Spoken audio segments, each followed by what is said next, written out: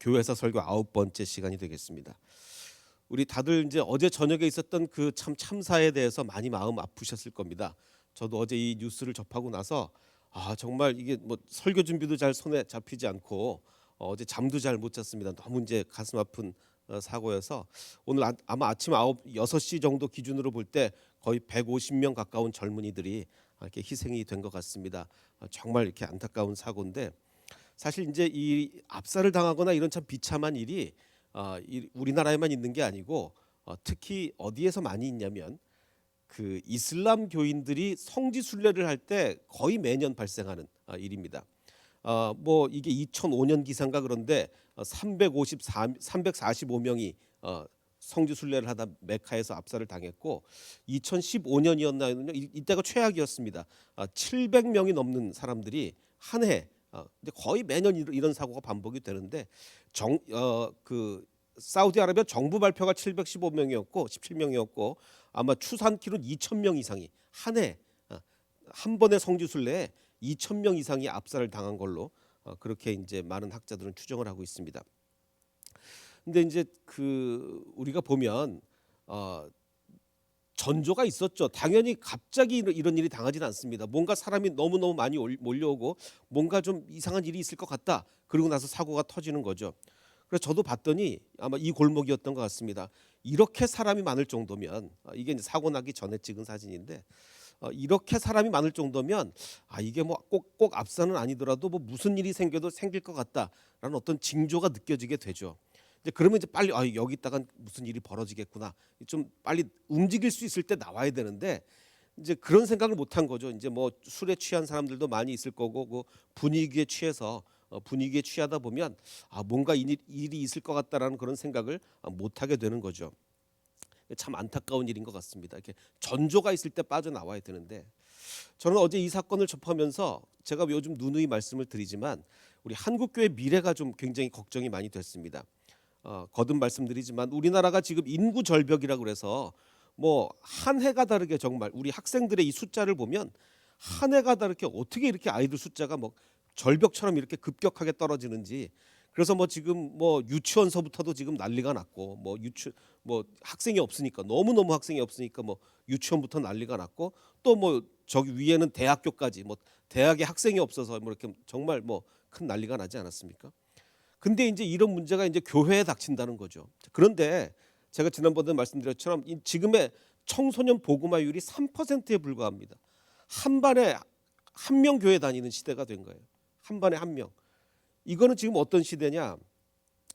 그래도 저희가 우리나라 기독교가 최절정에 있을 때는 한 뭐 우리나라 국민 중에 한 20%뭐 많이 잡으면 한 20%까지도 기독교인이라 그러지 않았습니까? 근데 지금 학생들 중에는 젊은이들 중에는 3%만 기독교인이란 얘기는 7분의 1로 줄었다는 거예요. 7분의 1. 자, 그럼 이게 어떻게 되겠습니까? 안 그래도 인구 절벽인데 기독교인 비율이 7분의 1로 줄이면요. 인구 절벽보다 곱하기 7배의 충격이 있는 거예요. 단순히 숫자 계산만 해도 교회가 닥칠 앞으로의 충격은 우리나라 국가가 겪는 인구 절벽의 충격보다 곱하기 7배인데 사실 이건 숫자만 가지고 한 거고 앞으로의 기독교의 이 쇠락률이나 이런 거를 계산해 보면요. 상상조차 끔찍할 정도입니다. 상상조차 끔찍할 정도예요. 앞으로 한국 교회가 도대체 이게 뭐 한국 교회가 살아남아 있을지 불과 10년, 20년 후입니다. 이게 뭐 100년, 200년 후가 아니라 10년, 20년 후예요. 지금 여기 있는 젊은이들이 이제 곧 10분, 20분 후에 무슨 일이 닥칠지 전혀 몰랐어요. 아무 대책 없이 있다가 150명 가까이가 압사당하고 맙니다. 한국교회도 마찬가지입니다.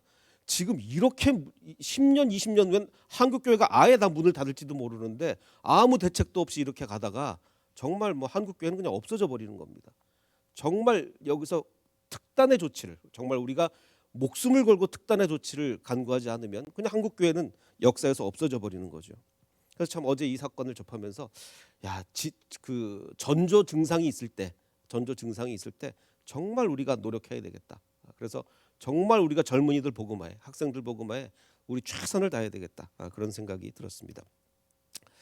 우리 교회에서 이제 지난번에 한 것부터 잠깐 조금 복습을 좀 해보면 그 헤롯 대왕이었죠. 헤롯 대왕은 유대인의 왕이었는데 유대인이 아니었습니다. 이방인이 이제 유대인의 왕이 되었는데 그러니까 얼마나 불안하겠습니까? 자기가 이방인 유대인도 아닌데 유대인의 왕이 되었으니 더군다나 그 전에 이제 하스몬 왕조였던 그 유대의 하스몬 왕조가 동방의 힘을 빌어서 이 헤롯 일가를 몰아내려고 했잖아요. 동방 사람들을 끌어 들어가지고 헤롯 일가를 몰아내려고 했으니 헤롯에게는 어떤 로이로제가 있었습니까? 동방 이야기만 들어도 이제 로이로제가 걸리는 거예요. 동방 때문에 내가 권좌에서 쫓겨날 뻔했으니까 동방이라는 그 단어만 들어도 아마 로이로제가 걸렸습니다. 또 원래 헤롯은 좀 사람이 불안했잖아요. 정서불안에다가 정말 난폭군에다가 그러니까 이 뭐 요즘 뭐 그 흔하게 부르는 유행가 가사처럼 이 사람 눈빛이 얼마나 불안합니까? 이 불안해요. 늘 동방 사람들이 자기를 유대인과 합쳐가지고 어떻게 할까 늘 걱정을 하고 있는데 갑자기 어디서 사람들이 옵니까? 동방에서 사람들이 온 거예요. 동방에서. 그 불안한 동방에서 사람들이 와가지고 하는 말이 뭡니까? 유대인의 왕이 태어났다면서요. 이러니까 뭐 완전히 헤롯은 뒤집어지는 겁니다. 그러면 애라도 다 죽여라. 뭐 2살 이하는 다 죽여버려라. 뭐 베들레헴 근처에 뭐 이렇게까지 나오는 거죠. 자, 그러면 이 헤롯이 예수를 해칠 것이라고 동방의 박사들이 이걸 어떻게 이거는 삼척동자만 해도 이거는 절대로 헤롯한테는 이 얘기는 입도 뻥끗하지 말아야 되겠다. 조용히 누가 태어났는지 알아봐야 되겠다. 이건 뭐 삼척동자라도 이렇게 생각을 해야 되는데 이 동방의 박사라는 사람들이 예루살렘 들어가더니 헤롯한테 가서 뭐 유대인의 왕이 난 곳이 어디입니까? 말도 안 되는 얘기를 하는 거죠. 자, 근데 이제 이 사람들의 헌신은 참 놀라워요. 이게 수천 킬로미터를 온 거예요. 뭐 200, 300킬로미터를 온 게 아닙니다. 뭐 자동차도 없이 낙타 타고 수천 킬로미터를 몇 달을 왔을 거예요. 한 3, 4개월 이상 왔을 겁니다. 얼마나 큰 노력을 가지고 별 하나 보고 막 석 달, 넉 달을 온 거예요. 자, 그런데 이 사탄의 힘이 사탄도 무섭습니다. 사탄의 힘이 얼마나 놀랍냐면 이렇게 그저 별 하나 보고 예수님 만나겠다고 온 그 사람들의 판단력을 완전히 흐려서 헤롯에게 가서 유대인의 왕 어디 났냐고 물어볼 정도로 이렇게 사탄의 힘은 놀라운 거예요. 이 사람들의 판단력을 완전히 흐리게 만드는 거죠. 하지만 또 하나님은 이들을 또 보호하시죠. 하나님은 또 이제 이분들이 훌륭하잖아요. 정말 이렇게 수천 킬로를 왔으니 그래서 꿈에 헤롯에게로 돌아가지 말라고 천사들을 통해서 지시를 해서 이렇게 예수님이 그 보호를 받게 됩니다. 자, 그런데 이제 이건 이제 지난번에 한 얘기고 오늘은 이제 그 카이사르죠. 카이사르 얘기를 조금 더 해봐야 될 것 같습니다. 우리가 너무나 잘 아는 대로 이제 그 시저, 영어로 하면 시저, 카이사르, 성경에는 가이사 뭐 이렇게 돼 있는데 이 카이사르가 이제 암살을 당하게 되죠. 암살 당하면서 우리가 뭐라고 외쳤다고 우리가 늘 얘기를 하고 있습니까? 브루투스 너마저. 자기가 아들처럼 여겼던 이제 브루투스의 손에서 죽게 되는데 그 전에 말씀드린 것처럼 그 유투 브루투스 이거는요.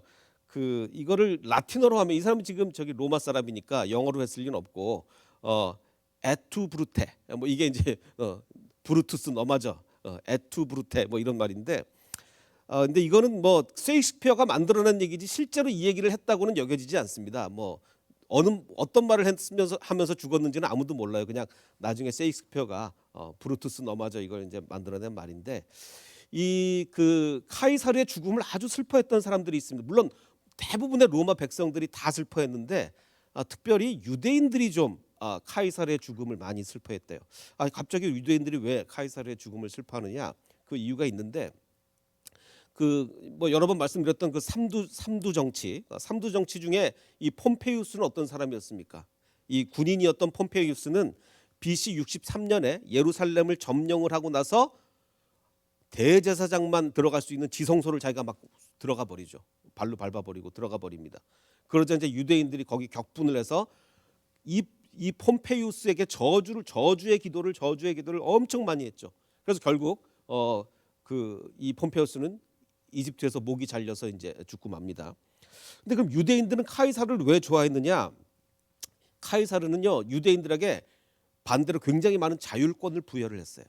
뭐 그 하나님께 예배 드릴 수 있도록 다 허락해 주고 뭐 이렇게 막 그 로마식의 예배를 강요하지 않고 많은 자유권을 주고 더군다나 예루살렘 성벽을 재건할 수 있도록까지 허락을 해줬습니다. 이건 군사적으로 굉장히 중요한 게 피지배국이 다른 나라가 못 쳐들어오게 성벽을 다시 쌀 수 있게 한다는 얘기는 필요하면 로마가 또 쳐들어가야 되는데 그것까지 허락을 해줬다는 얘기예요. 그러니까 굉장히 많은 허락을 해준 거죠. 그러니까 이제 유대인들은 카이사르를 굉장히 좋아했어요. 굉장히 좋아했는데 이 암살을 당하고 나자 유대인들이 이제 많이 슬퍼했었다. 뭐 이런 이제 기록들이 있습니다. 자, 근데 로마의 그 통치 제도의 변화를 다시 한 번만 조금 정리를 해드리면 로마 제국이 처음 생겼을 때는 왕이 있었죠. 한 250년간 왕이 있다가 그 다음에 500년간은 왕이 없는 공화정, 원로원들이 다스리는 공화정이 한 500년 있다가 언제 다시 왕정 체제로 돌아옵니까?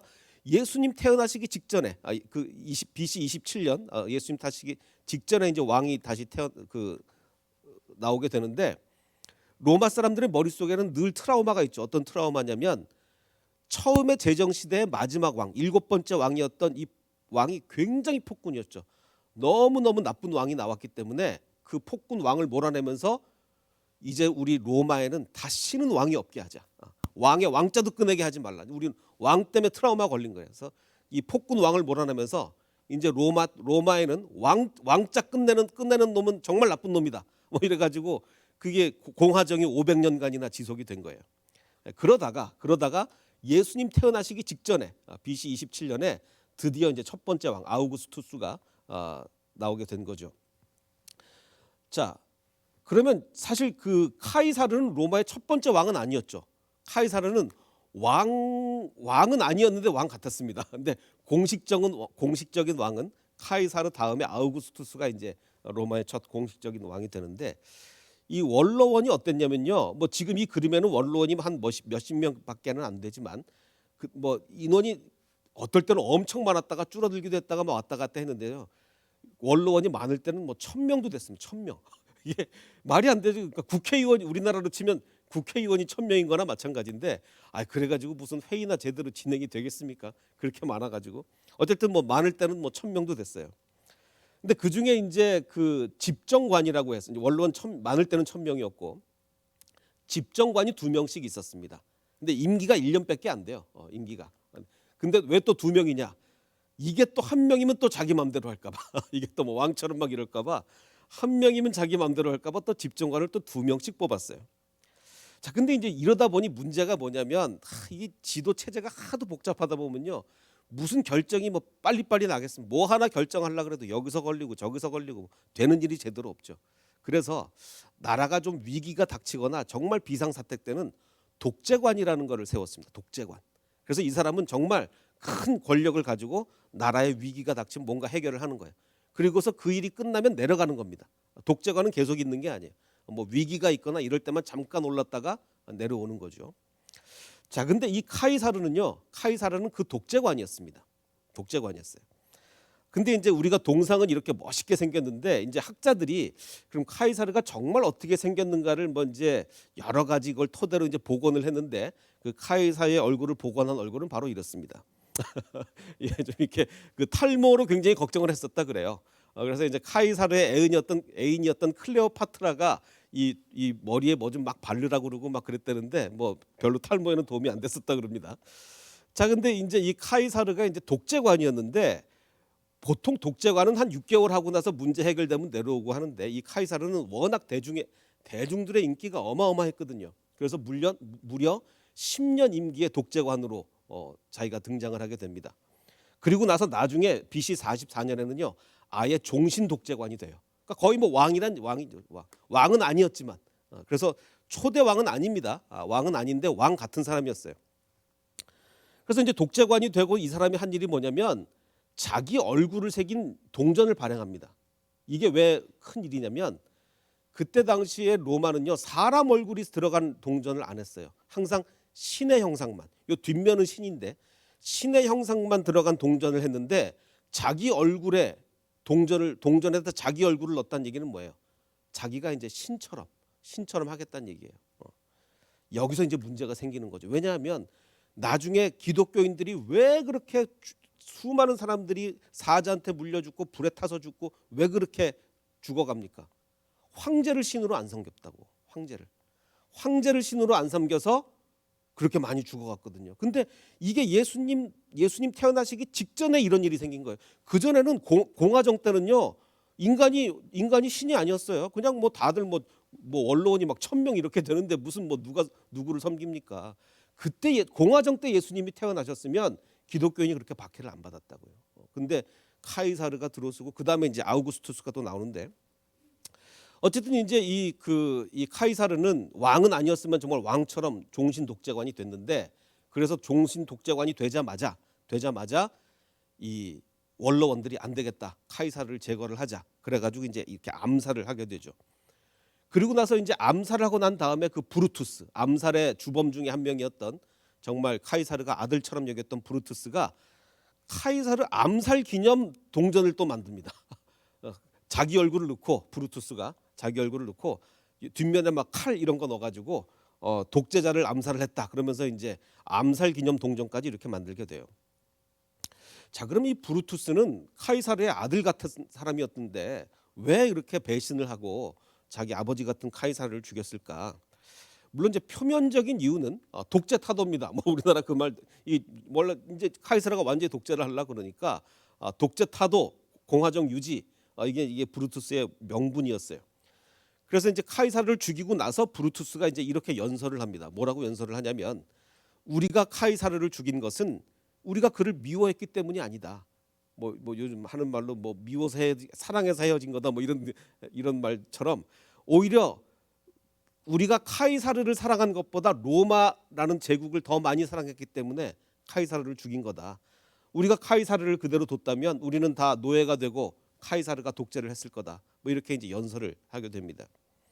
자, 근데 이제 몇몇 학자들은 사실 진짜 이유는 딴 데 있었다라고 이제 주장하는 학자들도 있어요. 실제 이유는 뭐냐? 뭐 일부 학자들의 주장에 의하면 이 브루투스가 브루투스 굉장히 부자였습니다. 여러 수입원 중에 하나가 중요한 수입원 중에 하나가 고리대금이었어요. 이자를 많이 받아서 이제 돈을 빌려주는 이 고리대금으로 많은 돈을 벌고 있었는데 카이사르가 이 군중들의 인기를 그렇게 많이 얻은 이유 중에 하나가 여러 가지 개혁 정책을 단행을 했는데 법정 이자를 한도를 엄청 줄여버린 거예요. 완전히 팍 줄였습니다. 엄청나게 이자를 많이 받았었는데 6%였나 하여간 얼마 이상 받지 말아라 그리고 이제 이자를 엄청 줄였어요. 그러니까 이제 그 브루투스는 돈줄이 막히는 거 아닙니까? 그래서 브루투스가 굉장히 분노를 해서 이 돈 때문에 죽인 거다. 뭐 이런 얘기도 있기는 합니다.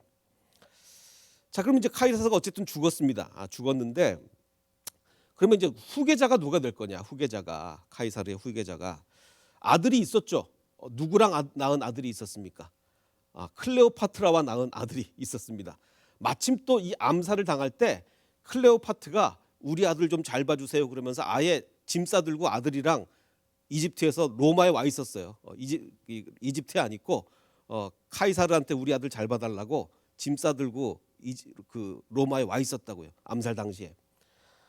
이름은 이제 카이사리온인데 그런데 문제는 뭐냐면 이때 당시 나이가 아직 9살밖에 안 됐어요. 그러니까 뭐 그 후계자로 삼을 수도 없죠. 후계자로 삼을 수도 없을 뿐만 아니라 사실 이 카이사르는 이 클레오파트라를 정식 부인으로 인정을 하지 않았습니다. 그러면 이제 이 카이사리온은 아웃이 됐고 후계자 중에 그럼 또 누가 후계자가 될 거냐? 딸이 있었어요. 딸이 있었는데 그 딸은 이 삼두 정치인 중에서 폼페이우스한테 우리 서로 좀 잘해보자라는 뜻으로 폼페이우스한테 시집을 보냈거든요. 자기 딸을 시집을 보냈는데 이제 아기를 낳다 일찍 죽었습니다. 그러니까 이제 자손이 없는 거예요. 그럼 이제 도대체 누구한테 이 후계자를 넘겨주느냐? 이 뜻밖의 유언장이 이제 나오게 됩니다. 이제 카이사르가 죽었는데, 근데 우리는 이렇게 생각할 수 있죠. 아니 암살을 당했는데 유언장이 왜 있냐? 갑자기 죽었는데 워낙 신변의 위협을 많이 그 전부터 느꼈던 거죠. 신변의 위협을 많이 느꼈고 또 로마의 또 고위층들은 아직 젊고 그래도 다 유언장들을 미리 써놔서 어디에 보관했냐면 신전에 베스타 신전 뭐 이런 신전에다가 이제 유언장을 보관을 해놓는 일이 많이 있었습니다. 자, 그래서 갑자기 암살 당했는데도 이제 유언장은 있었어요. 자, 그 당시에 그러면 요즘 우리나라 말처럼 그 당시에 카이사르 핵심 관계자가 있었습니다. 카핵관. 카핵관이 있었는데 이 카핵관이 누구였냐면 안토니우스라는 사람이었어요. 이 안토니우스가 이제 카핵관으로서 이제 그 카이사르의 유언장을 이제 사람들 앞에서 이제 공표를 합니다. 이렇게 유언장을 썼었다라고 공표를 하는데 그 내용이 뭐였냐면 정말 파격적, 모든 사람이 유언장을 듣고 깜짝 놀랐어요. 정말 의외의 인물이었거든요. 한 번도 상상을 못한 의외의 인물이었는데 그게 누구냐면 뭐 자손이 없으니까 누나의 외손자를 나 카이사르의 양자로 입양을 하고 후계자를 삼아라라는 내용이 이제 이 유언장에 있었습니다. 그 사람이 누구냐? 그 이름도 유명한 옥타비아누스. 당시 19살이었는데 이 사람이 나중에 이제 원로원으로부터 어떤 호칭을 받게 되냐면 아우구스투스, 존귀한 자다라고 해서 이제 아우구스투스라는 이제 그 이름을 얻게 됩니다. 그래서 이제 이 사람이 로마 최초의 황제가 되는 거죠.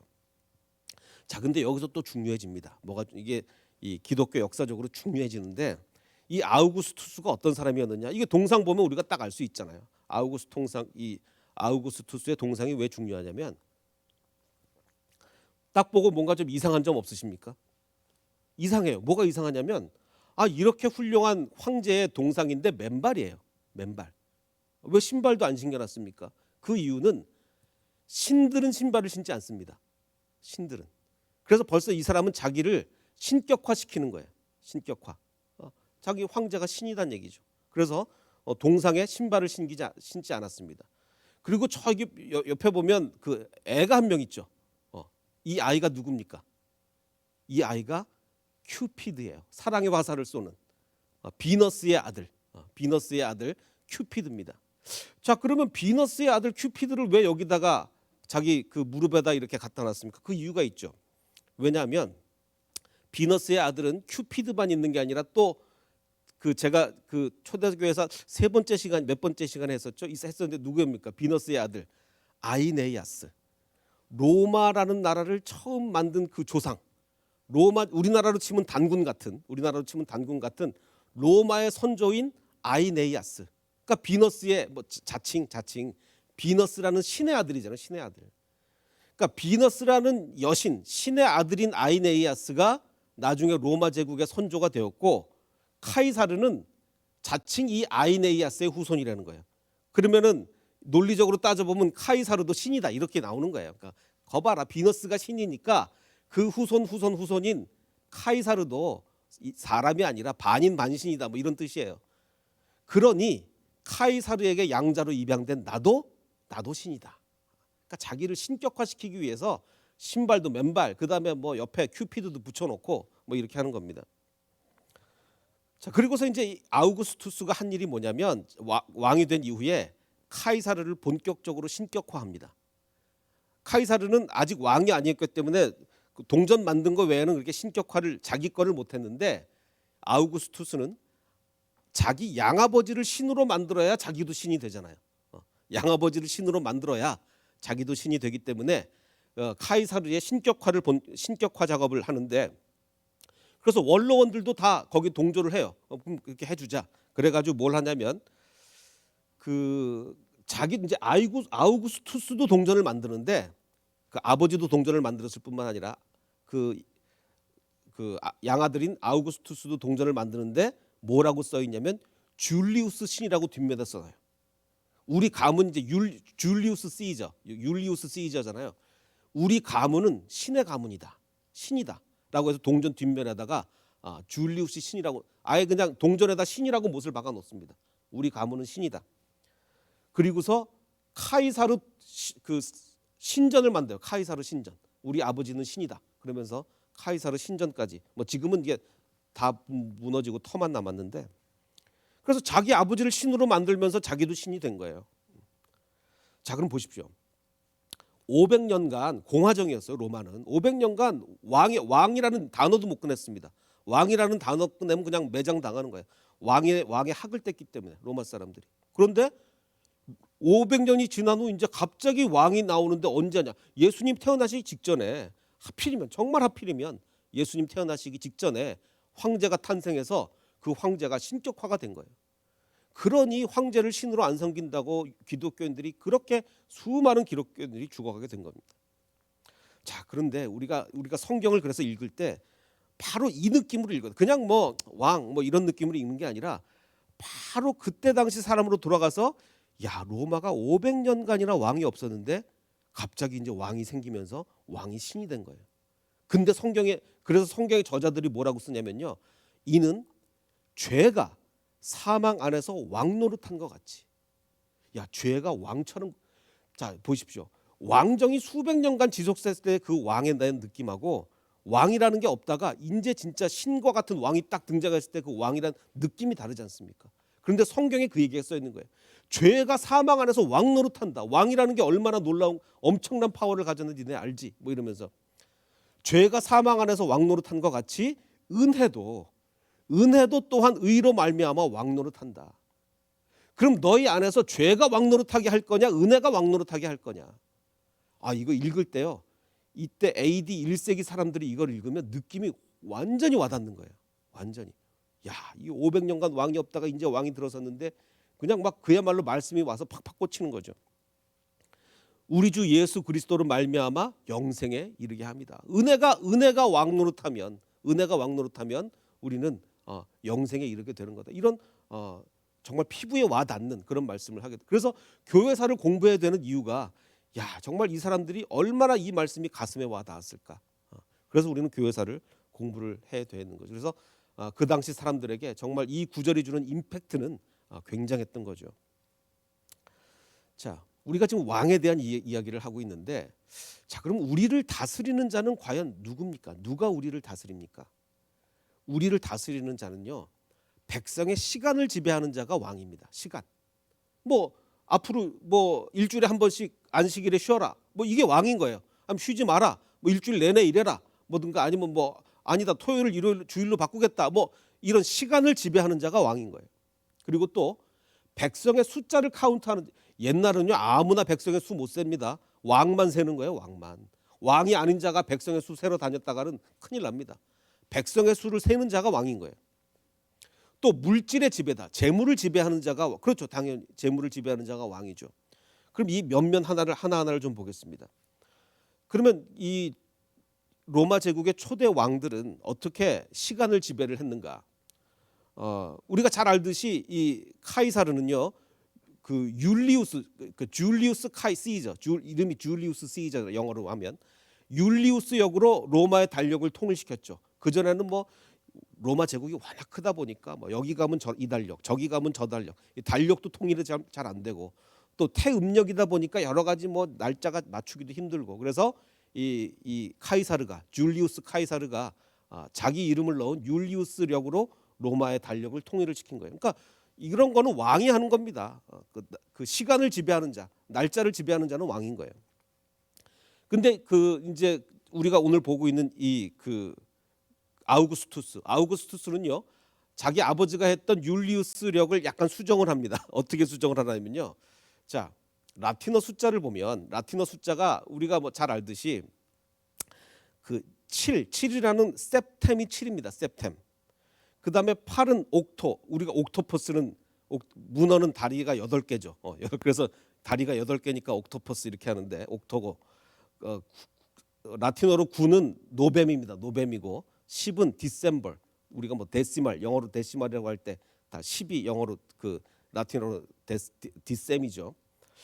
자, 그러면 당연히 어떻게 되냐면 7월이 september가 돼야 되고, 왜냐하면 셉템이 7이니까 7월이 september가 돼야 되고 8이 옥토버니까 그 옥토버가 원래는 8월이어야 하고, 그다음에 노뱀이 9니까 9월이 노벰버야 하고 10월이 디셈버가 되어야 하는데 이 아우구스투스가 이제 자기가 왕이 된 다음에 이게 우리는 신인데, 우리 아버지도 신이고 나도 신인데, 이게 1, 2, 3, 4, 5, 6, 7, 8 이 12월 중에 중간에 우리 아버지도 들어가고 나도 들어가야 된다.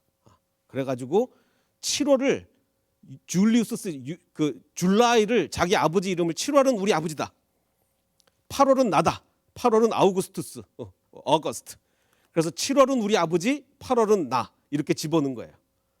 자, 그러면 이제부터 어떻게 됩니까? 7월이 september가 9월이 됩니다. 그 septem은 7인데 9월이 september가 되고 10월이 옥토버가 되고 11월이 노벰버가 되고 12월이 디셈버가 되는 이런 이 정도 파워를 가졌다는 거예요. 아니 september는 7인데 어떻게 9월이 됩니까? 어떻게 9월? 말이 안 되잖아요. 7월인데 9월이 된 거예요. 이 정도로 나랑 우리 아버지를 집어넣는 거예요. 시간의 지배자다 이거. 시간의 지배자. 달력의 지배자. 우리는 시간의 지배. 우리는 너희의 통치자라는 얘기예요. 굉장한 거죠. 자, 그런데 사실은 이거는 이 사람들은 이 숫자만 이렇게 했을 뿐이지 인류의 역사의 시간을 주관하는 건 아니죠. 물론 우리가 뭐 BC, AD 뭐 이렇게 나눌 때 예수님을 탄생의 기준으로 나눴지만 뭐 이것 역시 인간이 나눈 거고 뭐 저는 뭐 이걸 그렇게 크게 뭐 의미를 두고 싶지는 않습니다. BC, AD가 나눠진 건 뭐 이것도 뭐 하나님이 그렇게 시킨 게 아니고 인간이 나눈 거니까. 성경 말씀이 오히려 더 우리에게 그걸 얘기해 주고 있죠. 온갖 좋은 은사와 온전한 선물이 다 위로부터 빛들의 아버지께로부터 내려오나니 그는 변함도 없으시고 회전하는 그림자도 없다.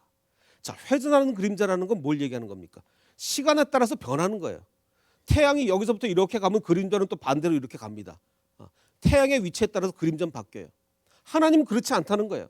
시간이 아무리 흘려도 태양이 아무리 뜨고 내려도 하나님은 전혀 변화가 없다는 거예요. 하나님은 시간을 완전히 초월한 분이라는 거죠. 아우구스투스가 할 수 있는 건 결국 뭡니까? 뭐 이거 달력을 이렇게 미루는 거. 물론 오늘 제가 설명한 것과 조금 학문적으로 다르게 설명한 분들이 좀 있긴 한데 어쨌든 뭐 아우구스투스나 율리우스 시저가 하는 거는 뭐 그 정도밖에 안 됩니다. 근데 하나님은 시간에 제약이 없으신 분이에요. 전혀 변하지도 않고 시간의 창조자입니다. 베드로후서도 하루가 1000년 같고 1000년이 하루 같다는 얘기는 하나님은 완전히 시간을 초월해 계신다는 분이죠. 그리고 더 놀라운 건 창세기 1장 1절 태초에 하나님이 천지를 창조하시니라. 시간조차 창조하신 거 아닙니까? 하나님이 천지 창조를 시작하신 그 순간이 태초가 된 거예요. 그 이전은 시간도 없었어요. 그러니 하나님은 시간조차 창조를 하신 분이죠. 그러니까 뭐 율리우스 시저나 아우구스투스나 이런 사람들과 어떻게 비교가 되겠습니까? 제가 아까 말씀드렸죠. 왕은 어떤 사람이 왕입니까? 시간을 다스리는 자. 백성들의 시간을 다스리는 자가 왕이에요.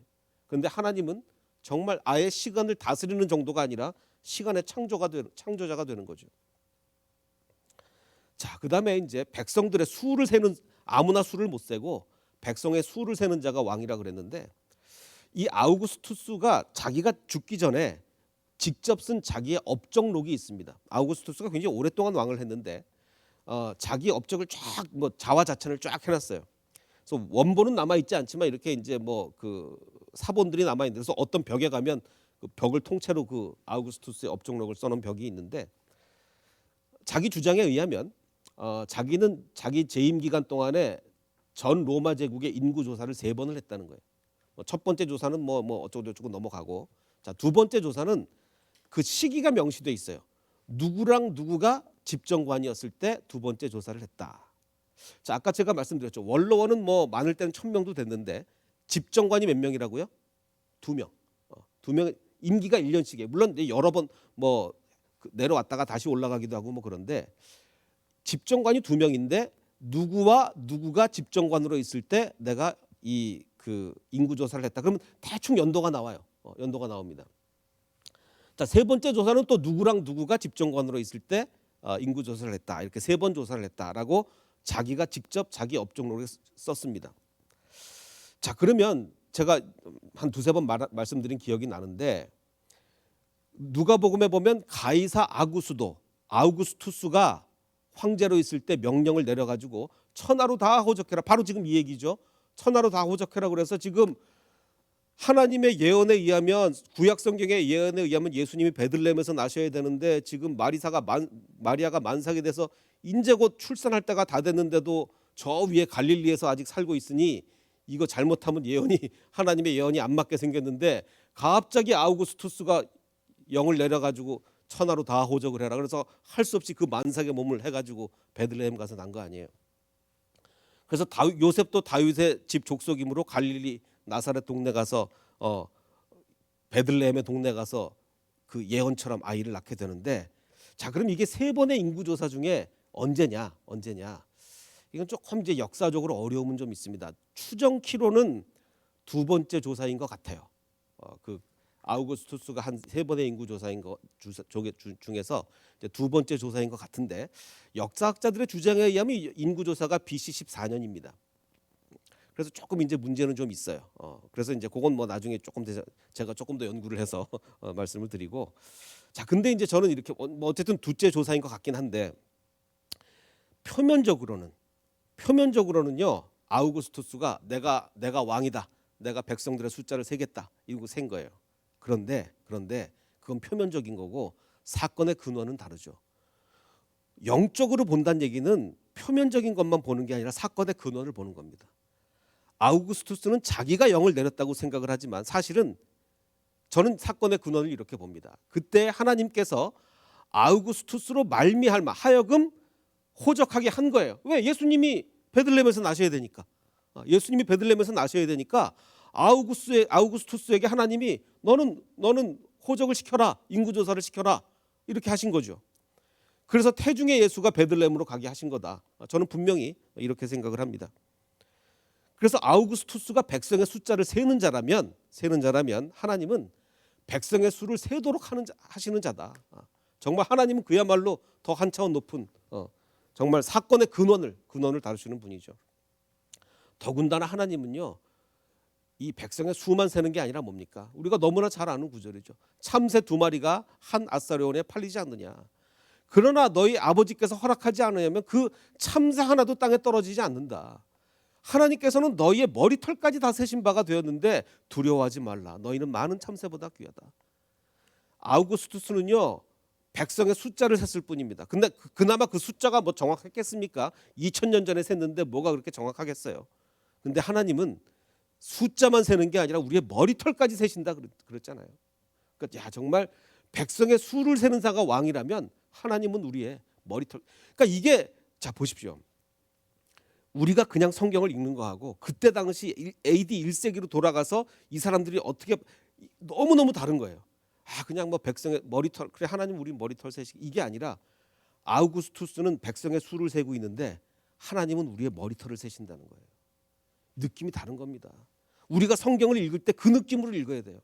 야 그래 그 천하의 자기가 신이라고 주장하는 아우구스투스는 몇 명 세고 있는데 하나님 우리 머리털 세시는구나.